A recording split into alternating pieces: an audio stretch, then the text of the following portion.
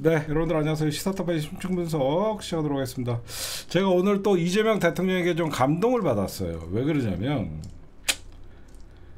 이거 국힘당 윤석열이나 저쪽 정부면 이런 발언을 할 수가 없는데 이재명 대통령께서 미국을 향해서 강한 경고를 했어요. 진짜 우리가 아무리 미국에게 적수가 되지 못하고 약소국이지만 미국에 비해서 부당한 침해 제발 안 되게 하겠다. 트럼프 정부의 고압적 태도에 강한 경고를 했습니다. 미국 이민당국 한국인 체포 사태에 부당한 침해로 규정을 하고요. 트럼프 정부 이례적 비판을 했습니다. 국민에게 큰 책임감 표명하며 관계부처의 세심한 관리, 제도 개선 강력히 지시했고요. 미국 국토안보장관에게 한국인 대다수 퇴거 명령 무시, 구금, 추방할 될 것 고압적 발언 때문에 이재명 대통령이 이런 발언을 한 것 같습니다. 이재명 대통령께서 조지아 사태, 국민 기업 활동 부당한 침해 제발 않기를 하고 정말 강한 어조로 지금 비판을 했고 첫 공개 발언을 했다. 미국 측에 우회적으로 불만을 표현한 것이고요. 긴밀한 협의를 통해서 제도 개선을 추진하겠다. 여러분들 우리가 아무리 미국과의 관계가 소원해지면 안 되고 우리가 참 힘들 수도 있지만 대통령이 이 정도는 얘기해 줘야 되는 거 아니에요? 그쵸? 여러분들 우리가 주권국가인데 응? 진짜 우리가 주권국가인데 대통령이 이 정도는 해줘야 되는 거 아닙니까? 국민들 자존심이 있는 거잖아요. 응? 이건 진보와 보수의 문제가 아니라 미국이 잘못했잖아요. 동맹국에 그것도 지네 나라 배터리 공장 짓고 있는데 거기에서 쇠사슬로 묶고 수갑 채우고 이런 건 정말 잘못한 거죠. 응? 이례적으로 대통령실이 한국인 구금에 가장 강한 톤으로 유감을 표명했습니다. 우리는 일본과 다릅니다. 일본 원숭이 새끼들 같이 미국의 바지가랭이를 잡고 매달리는 그런 국민이 아니에요. 비록 우리가 일제에 36년을 지배를 받았지만 우리는 당당하게 독립을 이뤘고 일본에게 굴하지 않았습니다. 이런 짓거리는 일본에게나 통하는 거예요. 우리 대통령 끝까지 힘을 실어줍시다, 여러분들. 저는 여기서 하나만 좀 더 나갈게요.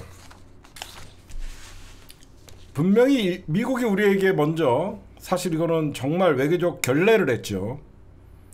저는 우리나라 외교부에게 당당하게 얘기합니다.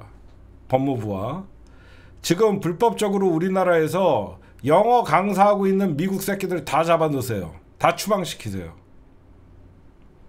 진짜로 얘네들 관광비자로 우리나라 들어와 갖고 영어 학원에 있는 선생 새끼들 다 관광비자예요. 응?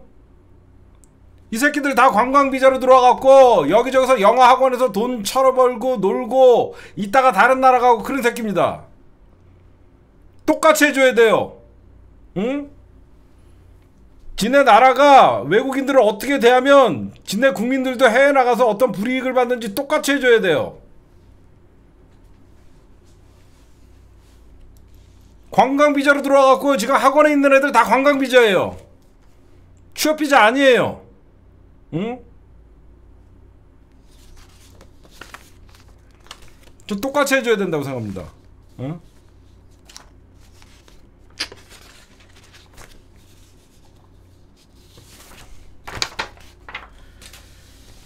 네, 나쁜 놈의 새끼들 진짜.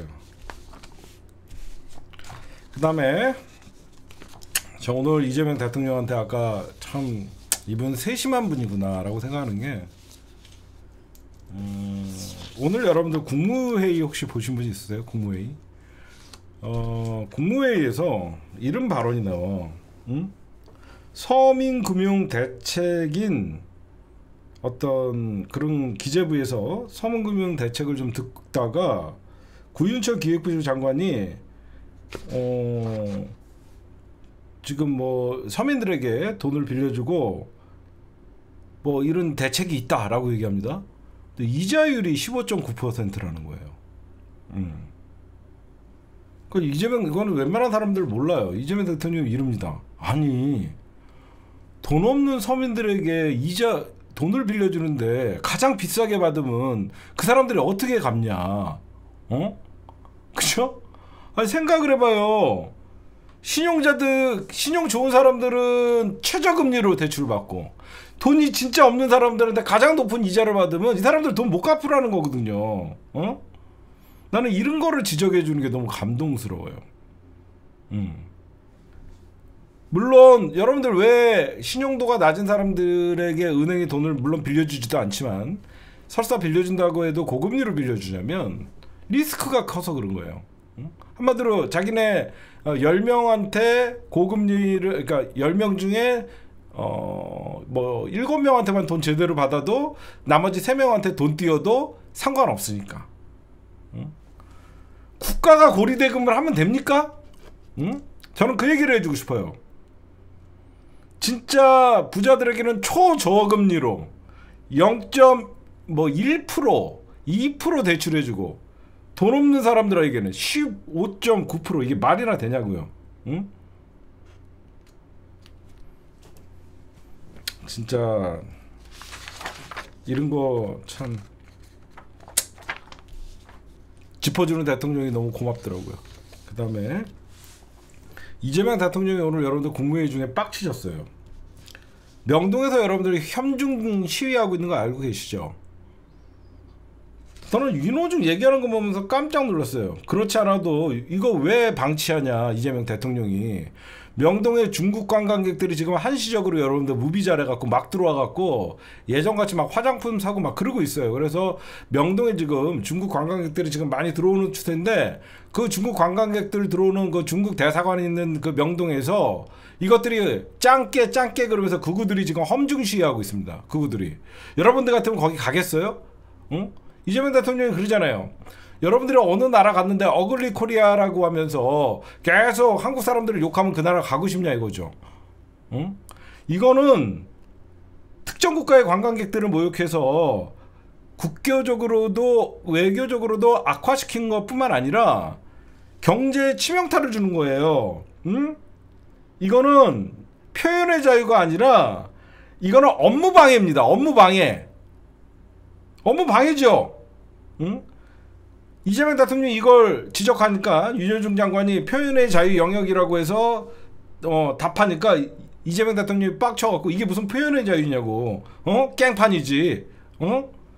깽판 쳐가지고 손님 냅둬주면 법적으로 업무방해 아니냐. 응?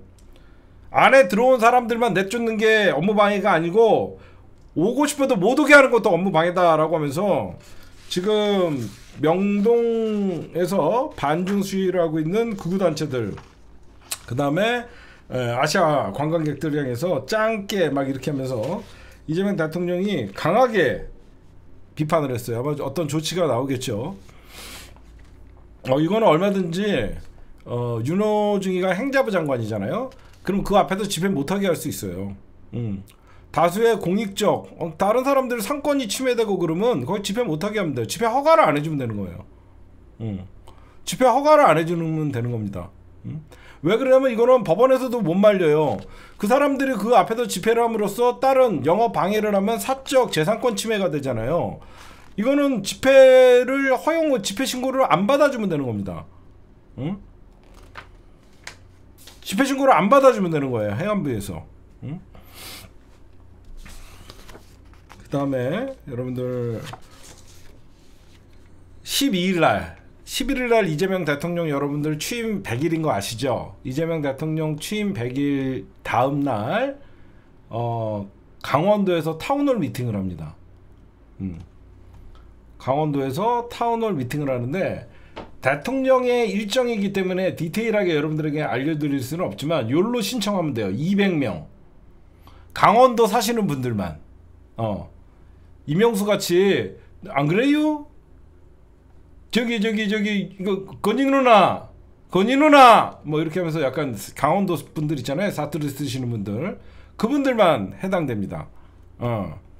강원도 사시는 분들만 신청할 수 있어요. 그래서 여기 요 사이트 요거에다가 여러분들이 신청을 하시면 신원조회 다 해요.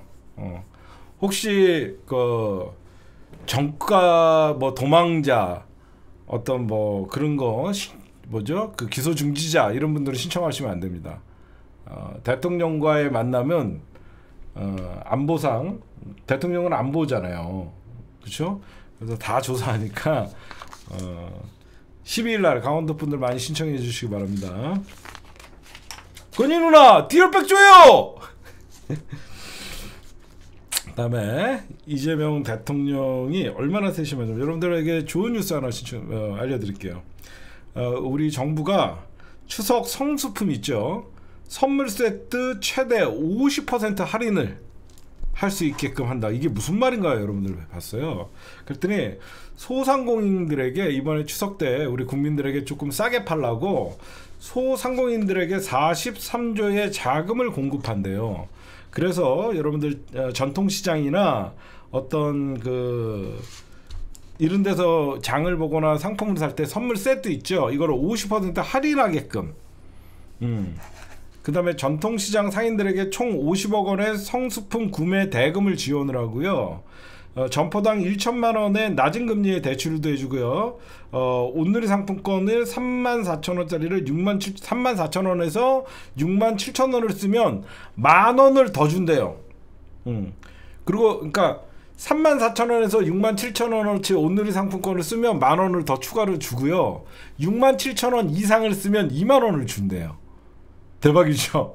온누리 상품권 67,000원을 쓰면 2만 원을 주는 거야. 그래서 여러분들은 87,000원을 쓸 수 있는 거예요.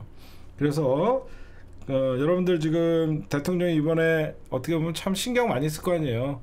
어릴 적 너무 가난에 시달리고 늘 그 차별과 싸웠던 이재명 대통령이다 보니까 대통령 취임하고 처음 맞이하는 국민들의 추석 아닙니까? 그 어느 때보다 좀 풍요롭고 국민들이 이번 추석은 그래도 지난 추석보다 낫다 이런 말이 좀 많이 나오기를 기대할 거 아니에요. 그렇죠? 이재명 대통령 얼마나 잘하려고 해요. 지금 열심히 하시는데 처음 맞는 추석인데 국민들이 좀 뭔가 바뀌었다, 그래도 살만해졌다 이런 소리가 진짜 듣고 싶을 거 아니에요. 그래서 여러분들도 요번에 장보고 그럴 때 전통시장에 가갖고 온누리 상품권 같은 거 쓰시면 혜택이 많으니까 좀 알아보시고 쓰시면 될 것 같고 2차 이번에 또 소비 쿠폰 지급되는 거 알고 계시죠? 2차 소비 쿠폰도 제가 알기로는 22일부터 지급되니까 여러분들 이번 명절 때는 너무 힘들지 않았으면 좋겠습니다. 그 다음에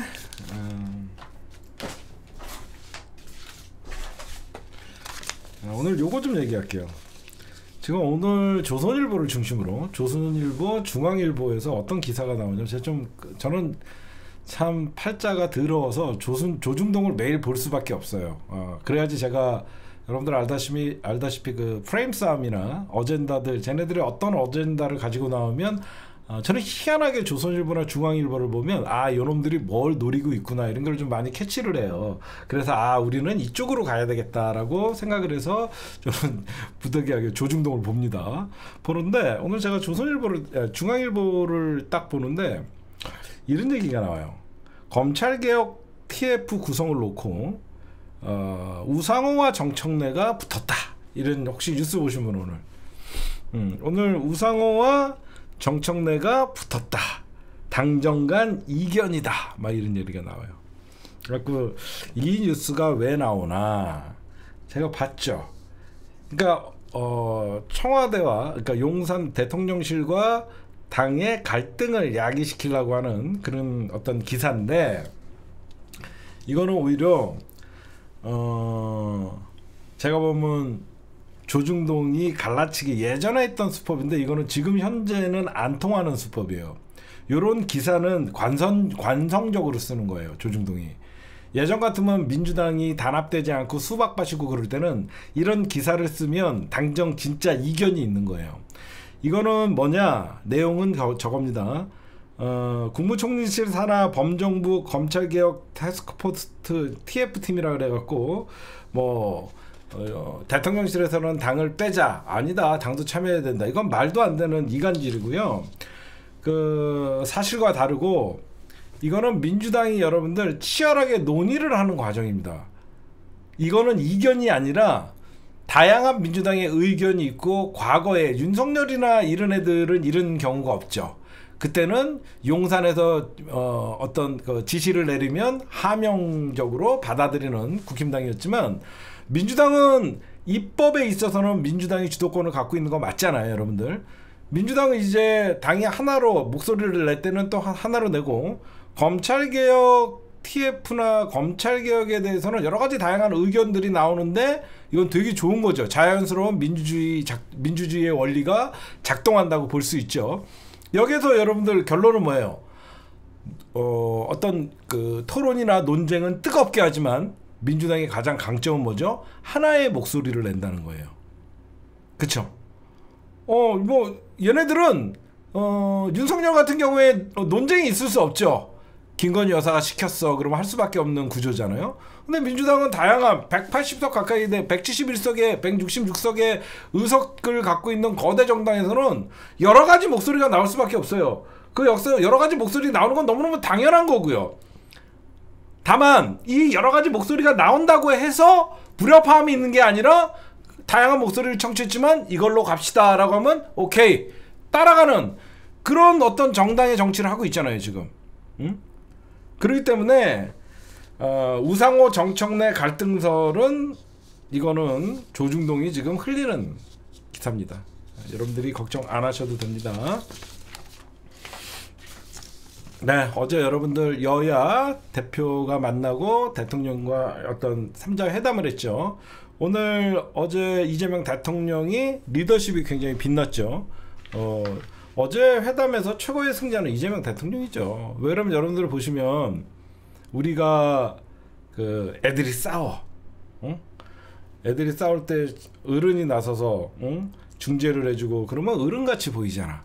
어제 제가 왜 이재명 대통령이 여야 대표와 대통령이 만났을 때 가장 위너는 이재명 대통령이라고 했냐면, 싸우는 애들 중재해갖고 화해시키면 그것만큼 어른이고 리더십인 어른같이 보이는 게 없거든요. 누가 봐도 장동혁과 정청래 의원은 으르렁거리면서 여야가 대결 구도인데, 대통령이 딱 끼니까 그 싸움을 멈추잖아. 그쵸? 아니 싸움을 멈추잖아. 순간이라도 대통령이 딱 같이 손잡고, 이 모습이 사람들이 볼 때는 그래도 대통령이 저렇게 손은 잡아주고 그런 모습이 이재명 대통령이 위너이거든요. 그래서 여러분들에게 그런 것들을 좀 말씀드리고, 어제 대통령이 여당이 좀 양보를 해야 되지 않겠냐라고 얘기하니까, 당연히 여러분들 오늘 즉각적으로 민주당에서 김병기 원내대표께서 송원석 원내대표를 만난 다음에 특검법, 이번에 3대 특검법 더 센 특검법을 민주당에서 이번에 재발의를 했잖아요. 그래서 12일인가 통과시킬 예정인데, 이거에 대해서 좀 수정 논의를 할 수 있다. 그러니까 지금 현재 제가 취재를 해본 바로는 국힘당에서는 한 5가지에서는 지금 새롭게 뭐 더 센 특검법에서 5가지 정도를 수정안을 좀 해달라라고 반대를 하고 있어요. 그런데 여태까지 그 국힘당 내란정당은 손도 안 잡겠다라고 하다가 대통령이 딱 한마디 하니까 김병기 원내대표가 송원석 원내대표고 어떤 것들을 좀 수정하고 싶냐라고 했더니, 민주당이 받아들일 수 있는 게 한 3가지가 있대요. 그 3가지가 뭔가 제가 좀 봤더니, 1심 재판을 의무적으로 방송 중계하는 거, 뭐 이거 안 할 수도 있잖아요. 그렇죠? 방송 중계 안 한다 그래갖고 그 내용을 우리가 모르는 것도 아니고, 결국은 취재 기자들이나 현장에 있던 어떤 그 기사들이 다 밖으로 나오니까, 그래 이거 이 정도는 민주당이 수정으로 대통령을 봐서라도 좀 양보할 수 있다라는 얘기들이 나오고 있고요. 그 다음에 특검이 공소를 유지하는 군 검사를 지휘하는 거, 현재 최상병 특검이 공소유지 군 검사 최상병 사건에 대해서 어떤 공소유지 내란 특검이나 이런 것들을 지금 특검이 공소유지를 하는데, 이것도 뭐 특검에서 공소유지를 안 하고 나중에 그냥 넘겨줄 수 있다. 이거 한번 논의를 해보자라는 게 나오고 있고요. 특검 수사 기간이 지나도 경찰청 국가수사본부가 사건을 넘겨받은 뒤 특검 지휘를 받으며 계속 수사하는 점, 이게 새로운 특검법에 들어가 있는데, 이거야 이제 중대수사본부에게 넘겨갖고 하면 되니까 이것도 어느 정도 부분 수정을 할 수 있다라고 해서, 일단 그 여야 원내대표의 만남은 왜 이루어졌냐면요. 정청래 대표와 장동혁 어제 국민의힘 대표가 내란당의 대표가 만나갖고 대통령의 전격적인 어떤 화해에 응답하는 당이 지금 잘 돌아가고 있죠. 대통령이 좀 저를 봐서라도 화해 좀 해주십시오. 그러면 액션이라도 좀 취해줘야 되잖아요, 그렇죠? 액션이라도 좀 취해줘야 되기 때문에 원내대표끼리 만나갖고 특검법에 대해서 수정안을 좀 할 수 있다라고 하면서 만난 것이다. 이렇게 여러분들이 좀 보시면 될 것 같습니다. 그 다음에 여러분들 오늘 원내 교섭단체 대표 연설이 있었죠. 알다시피 정청래 더불어민주당의 대표가 오늘 원내 교섭단체 대표 연설을 했는데 이게 정치가 이런 거예요. 얼굴도 안 벗고 손도 악수 안 한다 그랬다가 어제 활짝 웃고 손잡고 악수하다가 오늘 오면 또 이제 와갖고 내란 정당이라고 하면서 밀어붙이고 또 공격하는 게 이게 정치예요. 그런 와중에 또 다시 손잡고 전쟁 중에도 국회는 열려야 된다고 얘기들이 나오잖아요. 그러니까 여러분들이 보시면 어제 화기애애한 분위기로 손잡고 이런 얘기를 하다가 오늘 정청래 당 대표 국힘당 내란 세력과 단절 못하면 해산 심판 대상이다 라고 얘기를 합니다. 그리고 민주주의의 사각지대인 검찰, 사법, 언론 개혁하겠다라고 얘기하니까 지금 국힘당 이거는 제1야당에 대한 선전포고다. 그쵸? 누가 봐도 어떤 시원한 당대표다운 연설이었는데 장동혁이가 이런 얘기를 합니다. 그러니까 너는 1.5선이라는 소리가 듣는 거야. 어제 손잡고 희덕거리고 같이 밥 먹어도 현실에 오면 또 민주당에 돌아가는 당대표는 또 민주당과 국힘당을 위해서 저는 이렇게 얘기합니다. 저는 너무 이제 정청래 대표께서 국힘당을 위해 주지 않았으면 좋겠어요. 내란 세력과 단절하라고 하는 거는 사실 국힘당을 위하는 말이잖아요. 그렇잖아요? 응? 제 말 맞죠? 누가 봐도 내란 세력과 단절하라는 것은 정말 국힘당을 위하는 말이거든요. 근데 그런 자기네 당을 위해서 쓴소리를 해주는 걸 모르고 제1야당에 대한 선전포고다. 약속했던 것들 하루아침에 뒤집는다. 그건 니네가 잘하는 거거든. 응? 그리고 제가 오늘 정청래 의원님이 이런 얘기를 하니까 여기저기서 또 뭐 하루아침에 이렇게 하면서 정청래 대표를 비판하는데 이런 말씀을 좀 드리고 싶어요. 내란 청산과 정치보복이 무슨 상관입니까? 제 말 맞죠? 아니 불법 계엄령으로 친위 쿠데타를 일으켰던 그런 세력을 청산하는 거와 야당 탄압이니 정치 보복이니 이 말이 왜 들어갑니까? 나는 이거는 도저히 인정할 수 없어요. 그러면 쿠데타를 묵인하고 없던 일로 해주는 게 협치입니까? 전두환을 감옥에 보내지 않고 전두환을 그냥 법정에 세우지 않고 전두환을 법정에 세우면 그게 야당 탄압이고 정치 탄압입니까? 똑같은 거예요. 전두환이 했던 일이나 윤석열이 했던 일이나 똑같습니다. 다만 우리가 피를 보지 않고 현명한 군인들과 현명한 민주시민들이 있었기 때문에 조기에 진압했던 거예요. 불법 쿠데타였습니다. 쿠데타를 청산 안 하고 쿠데타를 청산을 하면 정치 보복입니까? 말 같지도 않은 소리죠. 응?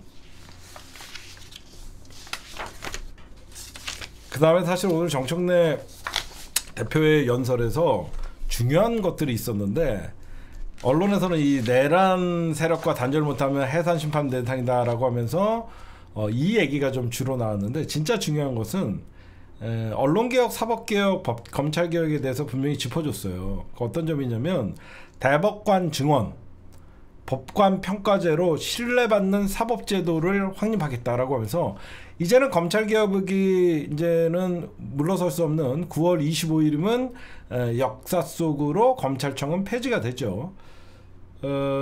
이제는 사법개혁에 대해서 이제 정청래 의원님이 로드맵을 제시한 거, 대법관을 증언하겠다, 법관 평가제로 신뢰받는 사법제도를 만들겠다라고 이게 굉장히 형사소송법 개정과 법원조직법 개정으로 사법개혁을 예고하고 있다는 게 사실 더 핵심이었던 거예요.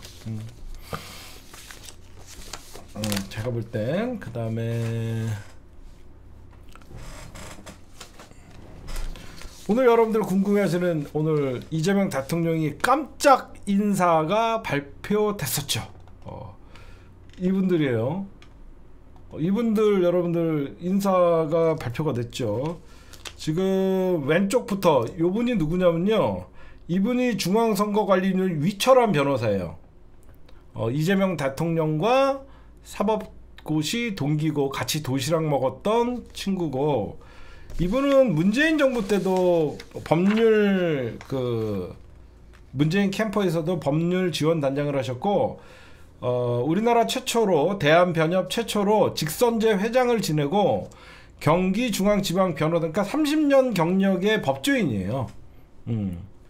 이 30년 경력의 법조인이고, 이분이 이제 선관위원장이 되는 겁니다. 노태학, 문재인 대통령이 임명했던 노태학 선관위원장이 임기가 이제 올해면 끝나니까 이어서 임명하신 거고, 옆에는 여러분들 잘 알고 있죠.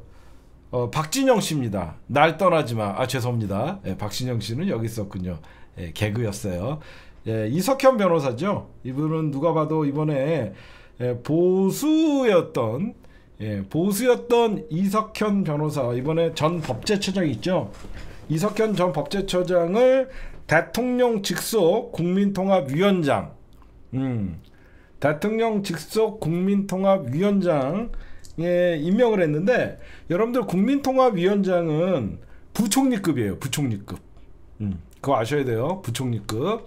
그 다음에 우리 김진애 전 의원은 국가건축정책위원장. 이분은 도시개발, 도시건축, 그 다음에 그러니까 도시건축이나 행정중심 복합 이런 거에 굉장히 능하신 분이에요. 그거를 이재명 대통령이 높이 평가한 거예요. 도시 설계 이런 것들. 이분은 여러분들 알다시피 미국 MIT 공대 박사 출신인데, 이분이 제가 알기로는 이해찬 대표님과 서울대 무슨 과였더라? 거기 같이 다니다가 유학 갔던 분이에요. 네, 이분은 죄송합니다. 박진영 씨죠. 날 떠나지 마. 엘리베이터 안에서 우린 사랑을 나눴지. 이런 분입니다. 우린 엘리베이터 안에서 사랑을 나눴지. 뭐 이런 분이에요. 그래서 이분은 뭐냐? 여러분들 알다시피 대중문화 교류를 이끄는 K-팝을 꼭 살리겠다라고 하는 건, 이건 뭐냐면요, 공동위원장이에요. 대중문화 교류 공동위원장이라는 것은 당연히 대중문화 교류의 위원장은 문체부 장관이 되겠죠. 문체부 장관과 함께 대중문화 교류 위원장을 맡긴 거예요. 그래서 JYP 엔터테인먼트, 여태까지 여러분들 제가 좀 봤더니 G.O.D, 그 다음에 G.O.D가 뭘 불렀죠? G.O.D가 짜장면 불렀나요? 우리 엄마는 뭐 짜장면이 싫다고 하셨어, 그거인가요? 그 다음에 레인 B, 그 다음에 원더걸스 Nobody wants you, 그거죠. 그 다음에 2PM, 그 다음에 2AM, 미스 A, 트와이스, 여기서부터 모른다. 스트레이 키즈, 이츠, 니즈. 저는 2PM까지는 들어본 것 같아요. 원더걸스까지는 압니다. 원더걸스까지는 알아요.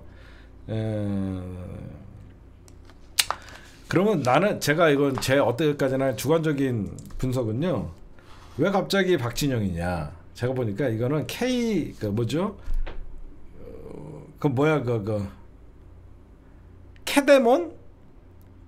뭐죠? 그거의 영향인 것 같아요. 캐데몬인가, K-팝 데몬 헌터스, 캐데연.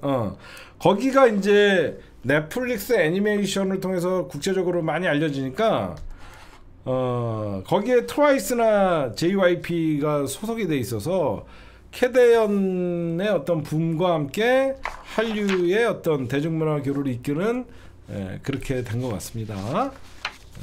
몰라 사실 캐데연.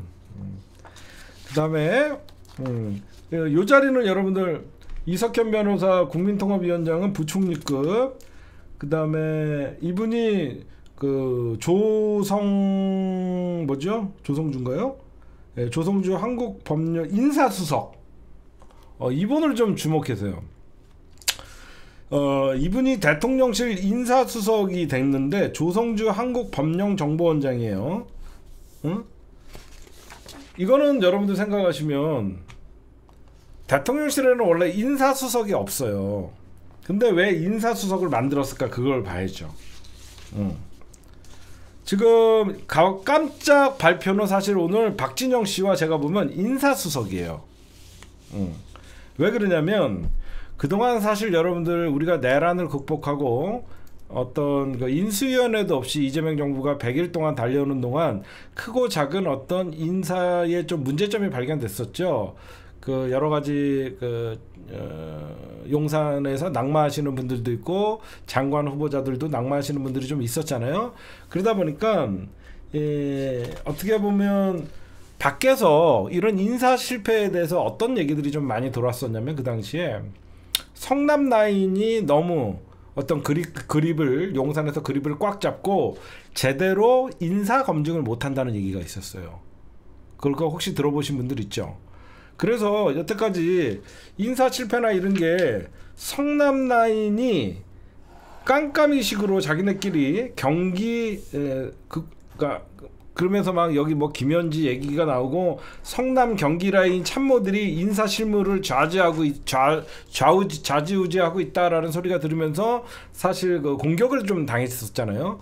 그러다 보니까 그런 어떤 의혹이나 어떤 해석, 그러니까 윤석열 정부가 굉장히 차별화가 되는 거죠. 윤석열은 김건희가 오빠 이 새끼 임명해 그러면 그 다음날 장관돼 있고, 오빠 저 새끼 국정원 보내 그러면 바로 발령 나고 그랬는데, 이제는 투명하게 인사수석실을 만들어서 이번에 공식적인 경로로 인사 추천과 검증 절차를 거치겠다라고 얘기가 나오는 거예요. 그러니까 여러분, 박진영 구원파 나가라, 이 도라이 얼빠진 안드로메다의 뇌를 맡기고 이 방 갔다 저 방 갔다 박진영 구원파 떠드는 정신 나간 얼빠진 새끼야, 가서 잠이나 쳐 자거라.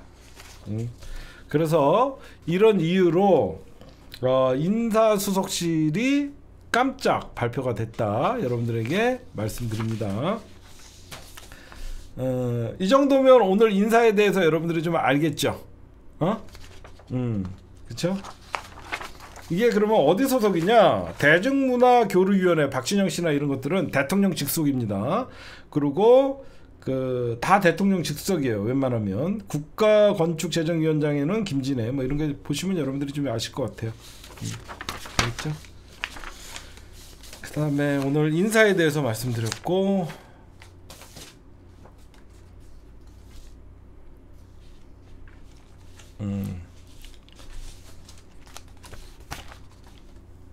저거 얘기할게요.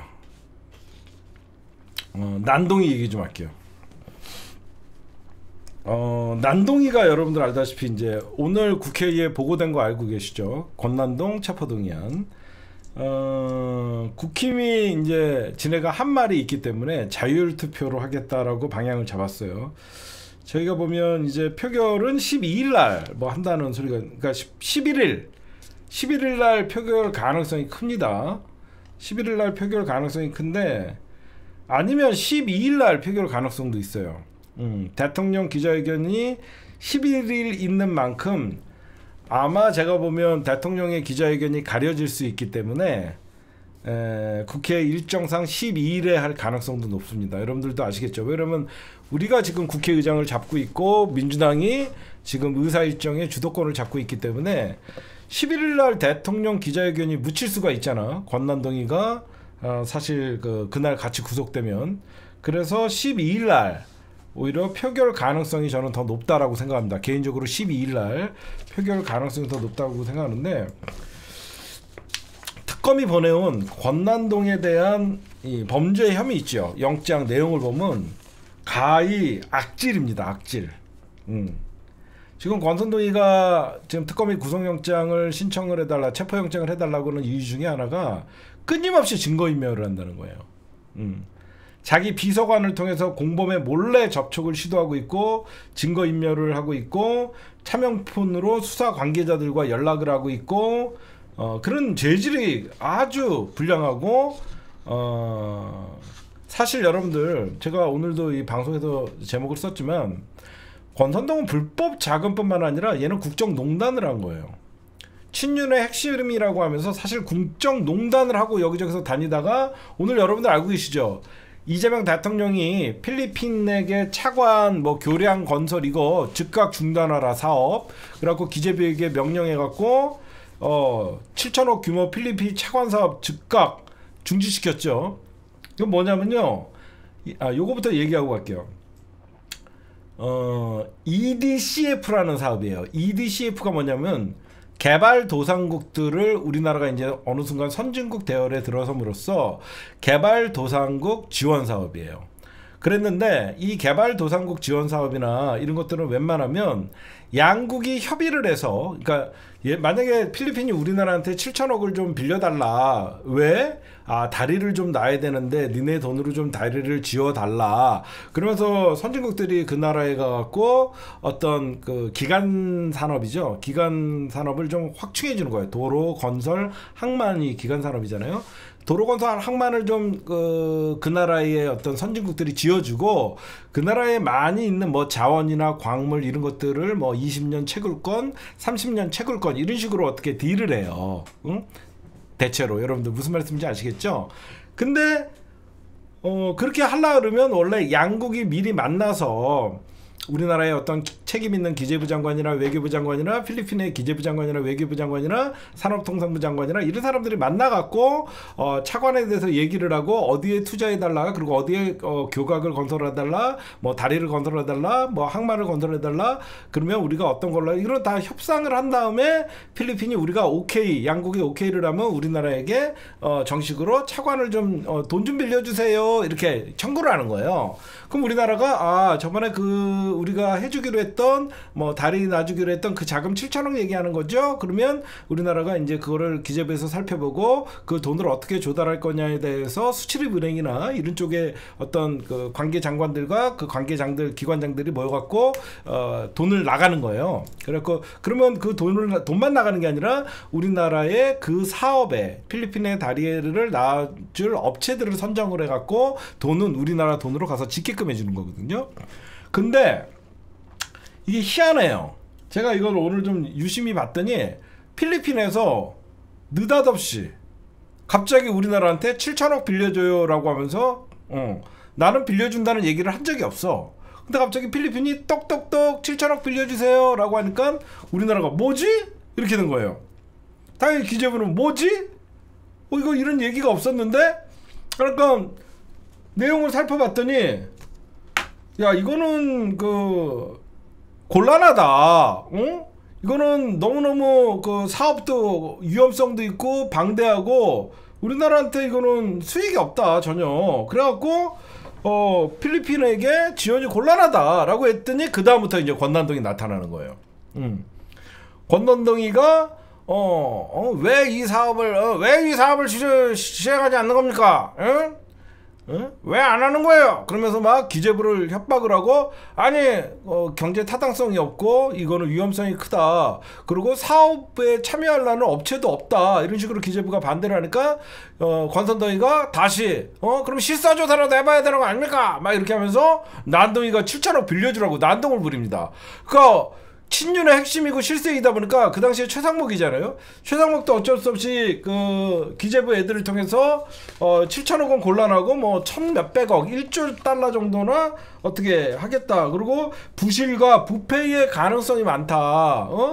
필리핀과 같이 사업을 하자는 이 업체를 보니까 기존에도 영국에서 돈을 빌려다가 삥땅 치고 제대로 교각이나 이런 걸 지은 적이 없다. 그래서 거부 의사를 발렸더니 갑자기 돈을 갑자기 수출입 은행에 가더니 은행장을 만나고 권선동이가 압박을 해갖고 이 사업을 다시 실사까지 나가게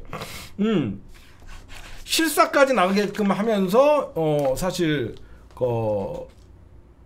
세 번의 압력을 가한 거예요. 이게 뭐냐면 필리핀은 여러분들 섬나라잖아. 섬과 섬을 잇는 다리를 놓고 막 이런 것들을 하려고 그런 거예요. 응? 그래서 최상목이도 거부를 하고 막 그랬는데 이게 이제 보류가 됐던 거예요. 근데 이게 이제 이재명 대통령이 어제 한겨레에서 이거를 얘기했거든요. 이재명 대통령 한겨레의 기사를 보고 차관 사업 즉각 중지시켜버리고, 권난동이의 어떤 국정농단이에요 이거. 그럼 여러분들 한번 생각해 봅시다. 권선동이가요 희한하게 윤석열 특사로 필리핀을 많이 가요. 얘가 새로 취임한 필리핀 대통령이거든요.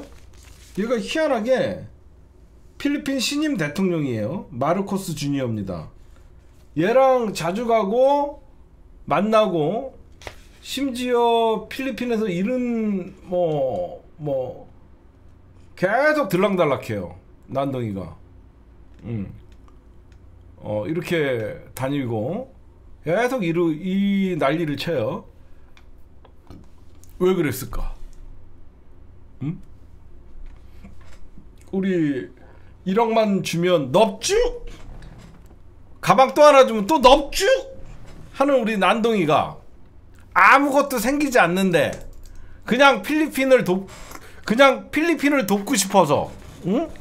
그냥 필리핀이 너무너무 불쌍해갖고 7천억을 갖다 바치려고 했을까? 그렇게 생각하는 사람이 있을까요? 사전 협의도 없는 차관을 신청하라고 하고 내가 알아서 통과시켜주겠다 하고, 응? 압력을 가하고, 응? 얘가 그랬을까? 국민의힘 원내대표 시절에 필리핀 특사로 계속 방문을 하고, 응? 이상하죠. 비록 이건 대통령이 반대를 하고 지금 즉각 중지를 시켜갖고 우리 돈 7천억이라는 돈을 지켰지만 걸린 것만 이겁니다. 제가 여러분들에게 왜 권선동에 대해서 이렇게 얘기하냐면요, 특검이 여러분들 이번에 영장 신청을 보니까 정말 특검이 죄질이 나쁘게 보고 있어요. 뭐냐, 권선동이가 죄를 범했다고 의심할 만한 상당한 이유가 있고 범죄가 중대하며 증거인멸과 도주의 우려가 있고 추가 수사의 필요성이 있다는 점을 들어 구속영장 구속 필요성을 강조했습니다. 첫째, 2022년 1월 5일 서울에 있는 중식당에서 윤영호 전 통일부 세계본부장을 만나 윤석열 당시 대선 후보가 대통령으로 당선되면 통일교의 정책을 국가정책으로 추진해달라는 윤종호 통일교 세계본부장의 어떤 얘기를 듣고, 어떻게 보면 청탁성이죠. 그러면서 그 얘기 듣고 현금 1억 원을 받고 뭐 이런 것들이 있는데, 얘는 그 이후에 휴대전화를 교체하고 차명편으로 수사 관계자들과 연락을 하고 증거를 인멸하고 수사 중인 공범, 그러니까 특검이 권선동을 잡으려고 딴 사람이랑도 접촉을 하면 얘한테 특검이 뭐 물어보든 이런 짓거리 한 거예요. 차명폰으로. 그러니까 이거를 특검이 다 조사를 한 거예요. 응? 이거를 굉장히 악질로 보고 있는데, 저는 여러분들 이 사건을 단순히 정치자금법 위반이나 청탁성, 대가성 뇌물로 보면 안 돼요. 우리가 권선동 잡는 것은 일도 아니죠. 지금 제가 여러분들과 우리가 여기서부터 뭘 해야 되냐면, 종교계가 앞으로 선거에 개입하지 못하는 계기를 만들어야 됩니다. 그쵸? 사실 여러분들 우리가 늘 통일교만 선거 때 개입을 했나요? 아니죠. 개신교 대놓고 소망교회, 광림교회, 얼마나 많은 대형교회 목사들이, 응? 얼마나 많은 대형교회 목사들이 선거철만 되면 야당을 빨갱이라 그러고 국힘당 후보들을 찬양을 합니까? 응? 저는 권선동 체포동의안의 진짜 이유는 종교 분리의 원칙을 어기고, 그 종교 분리의 원칙을 어기고 정치권이 종교계들을 이용해서 불법 대선 운동을 한 거예요. 그래서 저는 이번에 반드시 권선동도 처단을 해야 되지만 이 통일교뿐만 아니라 신천지 그리고 개신교, 일부 개신교의 목사들까지도 이번 계기로 전부 선거에 불법적으로 개입하는 종교분리의 원칙을 꼭 지켜야 된다라고 저는 이번에 꼭 뿌리를 좀 뽑았으면 좋겠어요. 응? 여러분들 정교 정치와 교회는 분리, 그러니까 정치와 종교는 분리라는 이거는 헌법 정신이에요. 응? 불법적 조직적으로 대선에 개입한 사건이에요. 통일교가 자기네들의 사익을 추구하기 위해서 통일교의 자기네들의 정교 사업, 자기네들이 추진하고 싶었던 그런 사업들을 윤석열 캠프를 도와주면서 이용해 먹은 거죠. 정치권도 잘못했지만 종교계도 분명히 잘못한 게 있잖아요. 응? 이거는 결국은 통일교는 국정 개입을 하려고 그런 것이고, 이런 통일교를 봐주면서 사실 김건희는 국정농단으로 이어졌고, 이 엄중한 사안이죠. 여러분들이 봐도 단순히 통일교에서 1억 넙죽 받아갖고 불법 정치자금 수수료해서 권선동을 구속시키는 게 아니라, 권선동은 불법 대선에 찻대기에 버금가는 통일교의 불법 자금을 받았고, 거기에 자기의 권력을 이용해서 대한민국에서 종교 분리의 원칙을 어기고 종교를 정치에 끌어들이는 반인륜적인 짓거리를 한 거예요. 저는 절대 헌법 정신을 파괴하는 불법적 조직적 대선에 개입한 거라서 이거는 권선동의 국정농단이에요. 응? 진짜 안 그래요? 통일교는 윤석열 김건희 측이 주고받는 부당거래, 응? 목걸이 주고, 응? 뭐 얻고 YTN 인수하자 그러고 캄보디아 사업하려 그러고. 저는 이번 기회에 절대 종교의 불법적 선거 개입을 근절하는 계기가 돼야 됩니다. 우리가 통일교 신천지뿐만 아니라 대한민국의 개신교 대형교회 목사들 어디 가서 이런 발언들 하면 철저하게 법의 선거법 위반으로 처리하는 그런 선례를 남겨줘야지, 선거 때만 되면 교인들 자극해갖고 선동질하고. 저는 이거는 꼭 막아야 된다라고 생각합니다. 여러분들, 통일교는 천지일보랑 세계일보도 통일교 거고, 천지일보는 대놓고 통일교 거고 그렇습니다. 이거는 꼭 우리가 권선동은 단순한 체포는, 아마 국힘당은 사실 권선동 체포가 가장 부담스러울 거예요.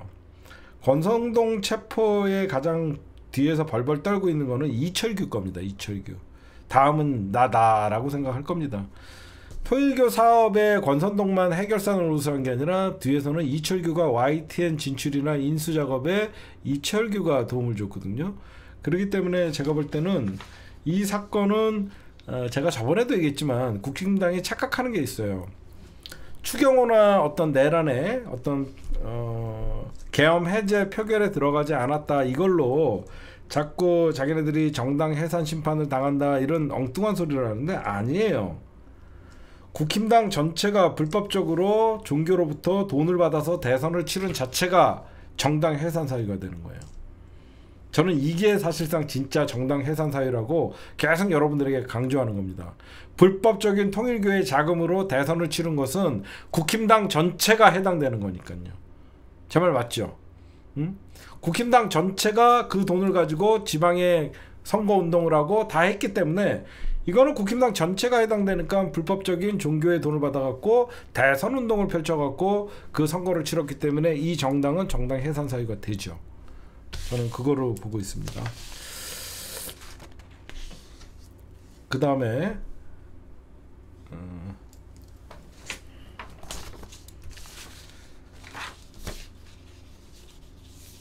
오늘 제가 유경옥, 여러분들 우리가 놓치고 있는 게 있어요. 까먹고 있는 게 있어요. 뭔가 이상해요.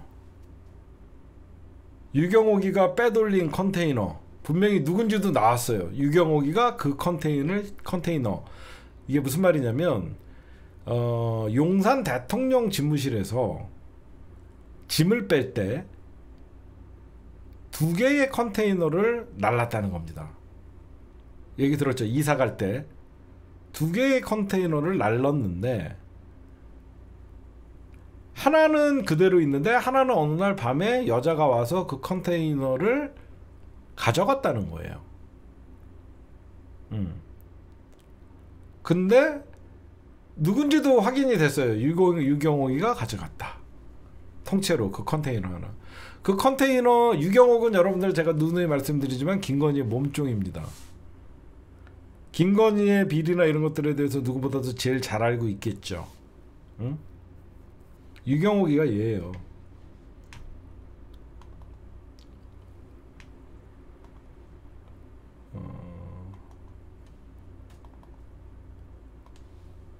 제가 공개하지 않은 영상 얘가 유경옥이에요. 예. 여기 얘가 유경옥이에요. 얘가. 근데 이 컨테이너 안에는 여러분들 우리가 알다시피 지금 김건희가 받았다고 하는 거는 뭐 오늘 뭐 롤렉스 시계도 이제 또 나왔습니다. 목걸이, 그림, 뭐 팔찌, 뭐 브로치 이런 것들만 나와요. 여러분들 컨테이너는요 거의 웬만한 한 5평 이상 되죠. 몇 평이죠? 컨테이너가 어마어마하게 크더라고요. 응? 이 컨테이너를 왜 못 찾을까요? 안 찾는 걸까요? 우리나라 CCTV가 잘 돼 있어서 그 컨테이너 찾아갈 때부터 그 컨테이너가 어디로 이동했는지 말만 먹으면 찾아요. 6평. 아니 생각해봐요. 그 큰 트럭이 컨테이너를 싣고 그날의 CCTV 경찰청에서 그 추적만 해도 그거 어디에 마지막으로 내렸는지 알 수 있죠. 응? 거기에는 우리가 알고 있던 3발의 피, 거북이가 하나만 발견됐죠. 원래 그 거북이는 여러분들 뭐 10마리씩 최하 5마리가 몰려다니는 거래요. 응? 최하 거북이는 5마리가 몰려다니는 거래요. 근데 거기는 한 마리만 발견됐죠. 김건희한테 줄 서갖고 코바나 컨텐츠에서 면세점 물건 들고 있으면서 그런 물건들이 아니라 어마어마한 현금이 있을 것 같아요. 제가 보면 컨테이너를 빼돌린 거는 돈으로 봅니다. 돈. 이 돈은 제가 생각할 때 이상민 집에 있었던 돈이 컨테이너에 있을 가능성이 높아요. 계엄 자금들이 쓰지 못해 갖고 남아있을 거라고 생각합니다. 여러분들 제 예상 어때요? 제 촉이 좀 맞죠? 분명히 계엄은 성공해서 장기간 계엄령을 지탱하는 계엄 통치 자금이 분명히 어마어마하게 제가 보면 확보를 하고 있었을 것 같아요. 계엄 통치 자금 어마어마하게 저는 확보를 하고 있었을 거다라고 생각하는데 이 계엄이 하루 만에 끝나면서 사실 이상민의 집에 있었던 돈도 이상하잖아요. 이상민이 자기 돈이면 그 은행에 넣던 거 딴 데로 이동시키지. 지 돈이 아니니까 집에서 보관하다가 경찰이 압수돼가니까 걸린 거 아닙니까? 그 돈 어디 갔냐고요. 그 돈 왜 안 찾아요? 응? 저는 거기엔 무조건 현금이 있다라고 생각해요. 어마어마한 돈들이. 응? 그러니까 그 마약 밀수설도 있고, 응? 저는 통일교에 어마어마한 돈이 거기 가 있을 거라고 생각해요. 통일교, 뭐 국정원, 그 다음에 검찰, 어마어마한 돈들이 저는 그 컨테이너는 현금 보관 창고라고 저도 생각을 해요. 그래서 저는 우리가 끊임없이 목소리를 내자고요. 왜 그 컨테이너 안 찾냐? 응? 왜 그 컨테이너 안 찾냐? 응? 누가 봐도 이거 찾지 못할 수가 없는 거잖아요. 응? 우리가 알고 있는 목걸이 받았니, 시계 받았니, 이거는 김건희가 웃는 일이에요. 이런 거 그냥 집행유예로 나올 수 있다라고 생각해서 저는 특검이 빨리 유경옥 구속영장 쳐야 된다고 생각해요. 유경옥, 정지원 이런 애들 빨리 구속영장 쳐야지 진짜 김건희의 저수지를 찾을 수 있다라고 생각합니다. 어? 진짜로. 뇌물은 그냥 제가 보면 입장권이에요. 입장권. 그 입장권 들고 어떤 명품 들고 간 것이고 그 이면에는 어마어마한 현금이에요. 이건.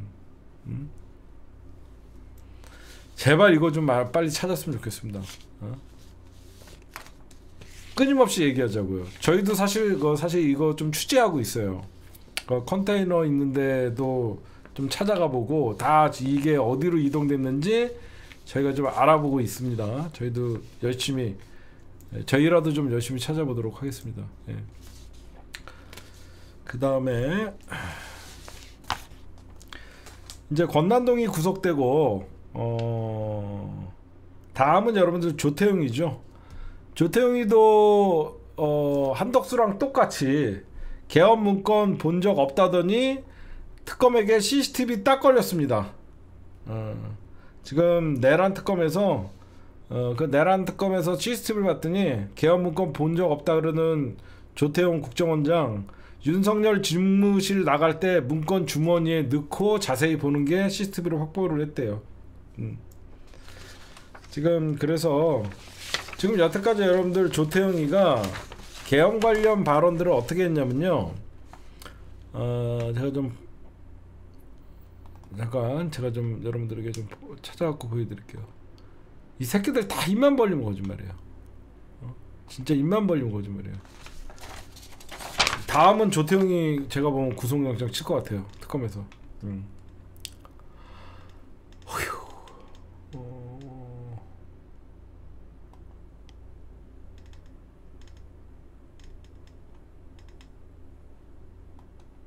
여기 있다.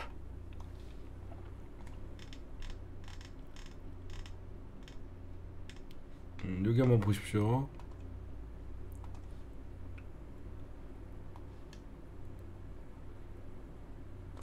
예, 여러분들 조태웅이가 전 국정원장이 계엄 관련 발언 내용 여러분들 보십시오. 비상계엄 문건을 받으신 건 없으신가요? 저는 보지 못했습니다. 홍장원이 대통령과 통화했고 지시도 받았으며 여인영 방첩사령관과 통화 내용에 대해서는 알고 계십니까? 12월 3일 사흘 뒤에 언론 보도를 보고 처음 얘기를 듣게 됐습니다. 라고 오리발을 내밀었죠. 국정원 직원의 계엄사 합동수사본부 파견 등 계엄군 지원 논의에 관련해서 이제 특검이 물어보죠. 어느 정무직이 방첩사가 계엄이 되면 합동수사본부를 차리게 되고 그렇게 되면 저희 국정원이 그걸 지원하도록 법이 되어 있다는 얘기는 누가 했다. 뭐 이런 말 같지도 않은 소리였어요. 다 오리발 내밀었는데 특검이 CCTV를 봤더니 한덕수랑 똑같이 계엄 문건을 꼼꼼히 보고 나갈 때는 안쪽에다가 집어넣고 나가는 거를 봤다고 합니다. 근데 이게 문제가 이게 똑같은 짓거리거든요. 모른다 그랬다가 계엄 문건을 확인하는 걸 특검이 확인했는데 덕수는 사실상 지금 구속이 안 됐잖아요. 그러니까 한덕수가 구속이 안 됨으로써 나머지 국무위원들의 처리가 브레이크가 걸렸다라도 이상하지가 않죠. 컨테이너 찾기 운동합시다, 여러분들. 거기엔 진짜 어마어마한 저는 저수지가 있다고 생각합니다. 그 다음에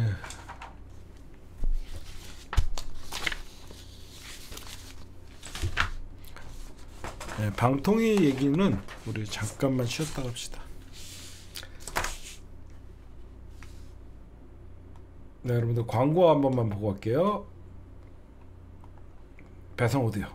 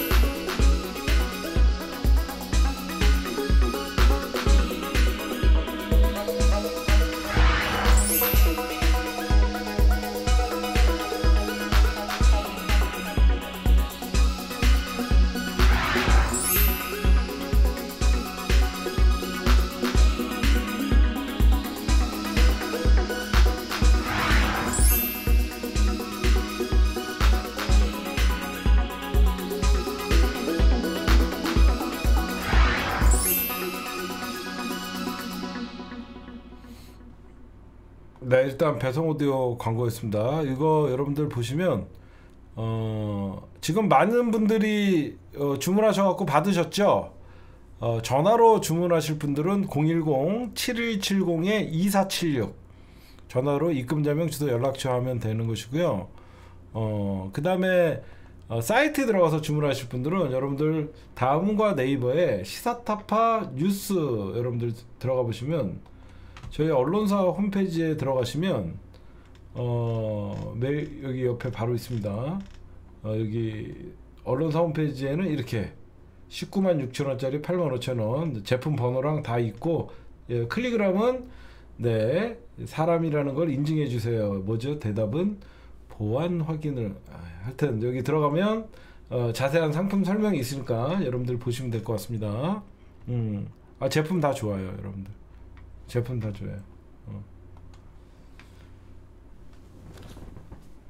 네, 배송 오디오 많이 주문해 주세요.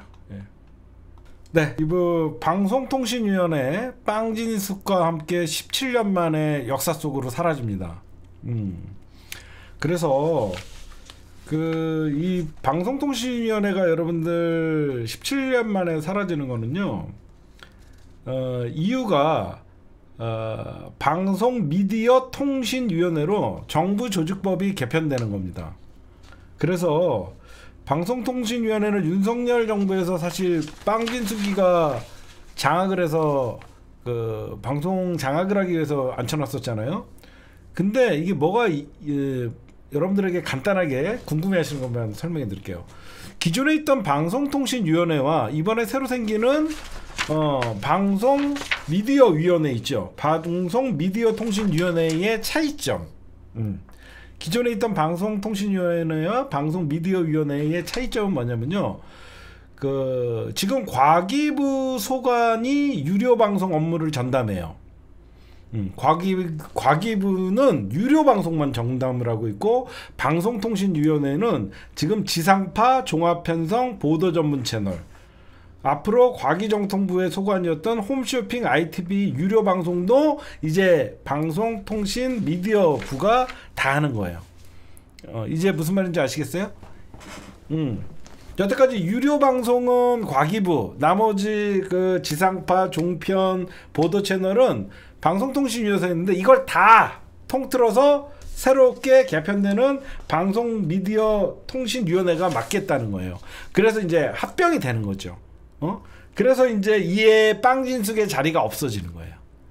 그렇게 여러분들 요 차이만 알면 디테일한 것보다 여러분들이 더 알 수 있을 것 같고, 이게 왜 진작 이렇게 했어야 되냐면, 빵진숙이는 자기를 날리기 위해서 이번에 정부조직법이 개편됐다라고 얘기하는데 절대 그렇지 않습니다. 원래 바꿨어야 돼요.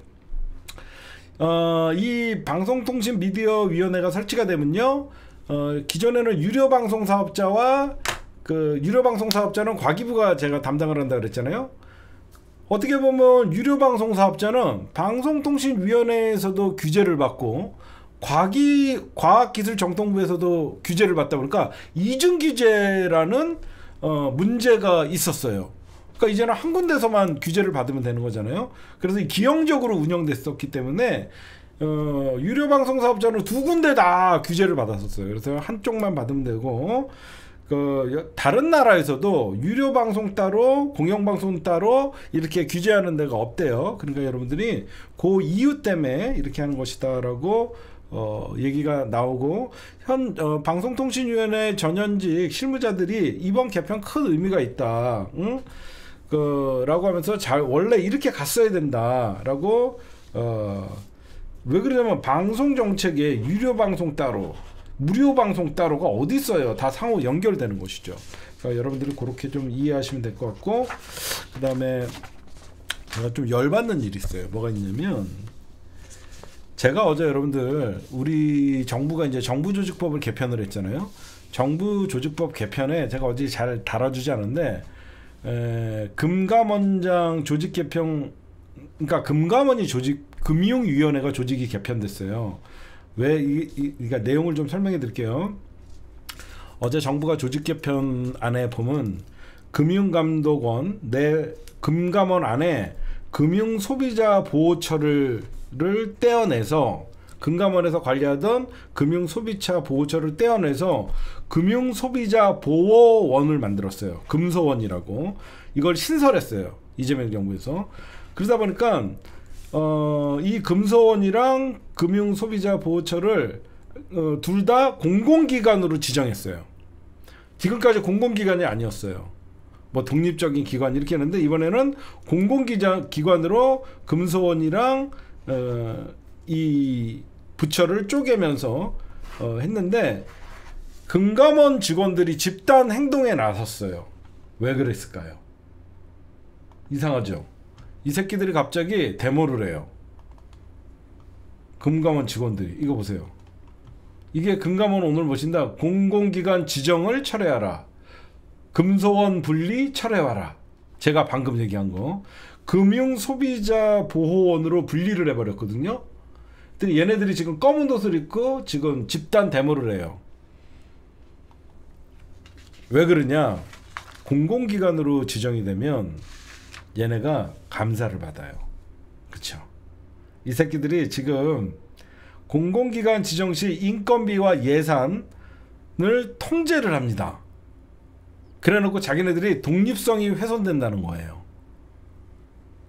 여태까지 금감원이 제대로 금감원 역할을 했습니까? 응? 얘네들이 업무의 효율이 떨어진다. 공공기관으로 지정되면 감사원의 감사를 받아야 되잖아. 응? 기재부에, 응? 그 다음에 그 감사원이나 기재부의 공공기관 운영위로부터 인건비와 예산의 통제를 받아요. 지네 기득권 안 넣겠다고 저 지랄하는 겁니다. 왜 그러냐면 공공기관으로 지정되는 순간 기재부가 예산을 책정해 준단 말이야. 이 새끼들 지네 기득권 지킨다고 파업도 불사하겠다라고 하고 있습니다 지금. 그런 거고. 그 다음에 부정선거 주장하는 모스탄, 여러분들 오늘 그 뉴스를 통해서 보신 분들이 있을지 모르겠지만 오세바리가 모스탄을 서울시에 그 강연 초청했던 거 알고 계시죠? 20분 강연료가 6,000불이었대요. 830만원을 세금으로 주려고 그랬고 5성급 호텔이랑 비즈니스 비행기 왕복권까지 요구를 했었대요. 20분 강연하고 830만원, 미화 6,000불, 20분 강연에 830만원에 비즈니스랑 호텔 요구했었다고 합니다. 근데 다행히 우리 시민단체들이 반발을 하고 이게 취소가 됐죠.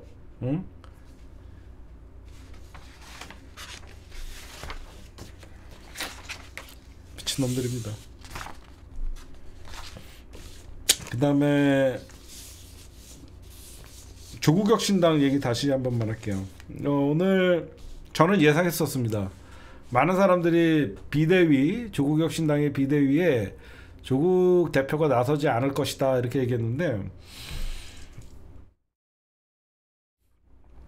정상적으로 보면 안 나서는 게 맞죠. 그렇죠? 정상적으로 보면 안 나서는 게 맞죠. 근데 조국혁신당과 민주당의 다른 점이 제가 어제 뭐라 그랬어요? 당원 중심의 정당과 인물 중심의 정당의 한계를 보여준 것이다. 제가 어제 말씀드렸죠. 지금 조국혁신당은 사실상 이 비대위원장으로 조국 대표가 나오지 않으면 운영이 안 돼요. 당이 쪼개질 수밖에 없어요. 이건. 그래서 조국혁신당이 어떤 피해자들의 그 반발에도 불구하고 피해자들은 조국혁신당의 비대위원장을 조국을 반대를 했거든요. 근데 조국혁신당의 조국 대표가 나올 수밖에 없는 거는 정면 돌파를 하겠다는 겁니다. 일단은 여태까지 이 성비위 사건을 처리하는 과정을 보면 굉장히 부적절해 보이고 아마추어적으로 좀 보였는데 이번에 정치적 시험대에 오른 거예요. 이 사건을 그러니까 11일 날 당무위에서 의결을 해서 추대 방식으로 조국혁신당의 조국 대표가 나온다고 하는데 가장 먼저 조국혁신당 비대위원장이 되는 조국 대표는 결국은 성비위 사건을 어떻게 수습하냐에 따라서 사실상 과거의 정의당이 깨지는 그런 경로로 갈 것인가, 아니면 역시 조국 다 왔다라는 얘기를 들 것인가, 정치적 사실상 리더십의 시험대에 오른 것이다 라고 저는 말씀드릴 수 있겠습니다. 대처도 늦었지만 대처가 너무 안일했어요. 사실 피해자들이 어떻게 보면 참고 조국 대표의 어떤 출소, 사면을 기다렸는데, 그 사면 이후에 조국 대표가 이 사건이 있었던 거를 알고 있었음에도 불구하고 지방을 다니면서 수습하는 과정이 이 피해자들의 어떤 불신과 더 그 상처를 주고, 그러다 보니까 이번에 조국 대표가 어떻게 이 당내의 역량을 모으고 신뢰를 회복하고 혁신을 실천할지는 좀 지켜봐야 되는데 쉬워 보이지가 않아요. 어쨌든 잘 해결하시고, 이번에 조국혁신당을 망하라고 하는 사람들이 있는데, 조국혁신당이 망하면 제일 좋아할 게 국힘당입니다. 우리 이웃이에요. 조국혁신당은 이 정당이 잘 돼야 돼요. 그래야지 나중에 자연스럽게 통합도 되는 겁니다. 제가 가장 걱정하는 거는 조국혁신당이 이렇게 망가져 버리면요, 민주당이 통합을 할 수가 없어요. 이런 성비위 사건이 발생하고 이러면요, 민주당이 조국혁신당을 멀리할 수밖에 없습니다. 제 말 이해가 가십니까? 조국혁신당이 망가지면요, 통합도 힘들어요. 그렇잖아. 딴 사건도 아니고 성비위 사건이기 때문에 민주당에서 조국혁신당을 흡수하기가 쉽지가 않아요. 그래서 조국혁신당이 어차피 나중에 민주당과 합당을 하든지 가는 길이 똑같고 바다에서 만날지언정 이런 사건들에 대해서 깔끔하게 해소를 해야지 나중에 민주당과도 자연스럽게 합칠 수 있는 거예요. 아니, 작전 세력이건 아니건 간에 일단은 피해자가 있다고 하는데, 이거에 대해서 우리가 그 피해자를 여러분들이 또 공격하고 그러면 2차 가해가 되잖아요. 그러니까 이거는 딴 거 없어요. 빨리 해결하는 게 좋습니다. 저는 그런 생각을 좀 해요. 그 다음에 어제 많은 분들이 오늘 아침 방송을 잘 못 보셔갖고 제가 좀 설명을 드리면, 여러분들 여야 영수회담, 그러니까 이 정청래 대표가 빠지면 영수회담이 되는 거죠. 보면 사람들이 장동혁이가 또 이재명 대통령에게 계기면 어떻게 하냐 이렇게 막 불안해하신 분도 있고, 막 싸우면 어떻게 하냐, 악수 안 하면 어떻게 하냐, 막 노심초사하면서 정청래 대표가 또 튀는 행동을 하면 어떻게 하냐, 이재명 대통령 앞에서 둘이 싸우면 어떻게 하냐, 이런 걱정들을 하시는데, 그거 진짜 오늘 방송 아침에서도 제가 말씀드렸지만 이건 이재명을 모르는 사람들이라는 얘기예요. 이 정청래를 모르는 사람들이에요. 정청래 의원이요, 정말 눈치도 빠르고 정무감각 탁월하신 분이에요. 언제 그랬냐는 듯이 손잡잖아요. 그리고 어제 장동혁이가 대통령실까지 와갖고 3자회담에 응한다는 건요, 실무자들이 이미 협상이 다 끝난 거예요. 여기까지 발언을 하시고 비공개 때 얘기하십시오. 이 발언은 안에 그 처음에 얘기할 때는 이런 내용으로 갑시다. 다 여러분들 정해놓고 하는 겁니다. 이게 합의가 됐기 때문에 장동혁이도 여러분들 응한 거예요. 장동혁이는 누가 봐도 사실 어제 3자 회담에서 가장 득점을 많이 한 사람은 이재명 대통령이고 그 다음이가 장동혁이에요. 정청래 대표 같은 경우에는 혹시 당정 갈등이나 이런 것들을 해소하기 위해서 이재명 대통령과 정청래 의원님은 아무 갈등이 없다라는 의혹 해소 정도의 어떤 일정이었고요. 장동혁이는 1.5선밖에 안 되고 당내 기반도 없는 놈이 대통령과 마주 앉아갖고 국정을 논하는, 한마디로 급이 굉장히 올라간 거죠. 장동혁이는 완전 무슨 그 한동훈 진짜 따까리에서 급이 올라가 버린 거예요. 한동훈 비대위원장 시절에 사무총장 정도 하던 놈이 갑자기 당대표가 돼갖고 대통령과 영수회담에 버금가는 어떤 대통령에게 어떤 얘기를 할 거라고 하면서 그냥 장동혁이는 급이 올라간 거죠. 그래서 어떻게 보면 어제 여야 3자회담은 누가 봐도 이재명 대통령이 가장 빛났고 좀 깊숙이 들어가 보면 정청래 의원님의 어떤 이재명 대통령에 대한 어떤 충성 아니면 존경 또는 배려, 예의 그런 것들이 빛난 이면에는 그런 게 있다. 왜냐하면 정청래 의원님은 당원들의 목소리 내란 척결, 그 다음에 국힘당 정당 해산이라는 어떻게 보면 정청래 대표를 뽑아준 가장 큰 이유는 싸우는 당대표, 강한 당대표를 원했기 때문에 당원들이 지지를 했는데 어제 장동혁과 악수를 하면서 결국은 이재명 대통령을 응원하는 많은 그 지지층들이 이재명 대통령과 정청래 의원의 어떤 불협화음이 없다라는 걸 오히려 정청래 의원님이 몸소 장동혁 여당에 악수도 안 한다고 하면서 내란 세력들과는 그런 사람들과 악수를 하면서 이재명 대통령의 리더십이 빛나는 장면이었고 정청래 대표도 이재명 대통령에 대한 예우도 빛나는 장면이었다. 저는 그렇게 좀 생각을 합니다. 그래서 그쵸, 전략적 분업이잖아. 어제는 웃고 오늘은 내란 정당 해산해야 됩니다. 정청래는 그러잖아. 내란 정당 반드시 해산돼야 돼요. 하면 장동혁 같은 애들은 뭐지? 어제까지만 해도 갑자기 협치를 얘기하고 그랬더니 오늘 갑자기 내란 세력과 단절하지 않으면 해산당한다 얘기하니까 바로 가는 거죠. 여러분들이 그런 것들 좀 아셨으면 좋겠습니다. 오늘 녹화는 여기까지만 할게요. 네.